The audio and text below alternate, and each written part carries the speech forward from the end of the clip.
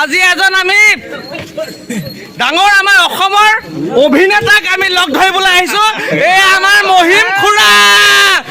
মহিম খুৰাক মই এটা চুমা এটা খাম। মহিম খুৰা, তুমি সদায় জিন্দাবাদ থাকিবা আৰু সদায় আছা। আজি তোমাক চিকিউৰিটি দিবলৈ আমি গহপুৰত আহিছোঁ। তোমাক চিকিউৰিটি দিবলৈ। মই তোমাৰ বহুত মানে মৰম ভাল পাওঁ। I love you my brother. খুৰা আপোনাক বহুত ভাল পাওঁ, সেইকাৰণে আহিছোঁ। আৰু এতিয়া বৰ্তমান মোহন বৰা আমাৰ সম্বৰ্ধনা জনোৱা।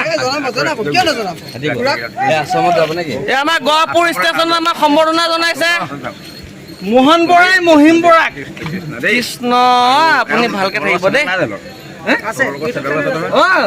এই পিংকি বা যে আমাৰ অভিজিত দা কোন আহিছে? পিংকি মানুহজন আছে নেকি? ক'ত আহিছে?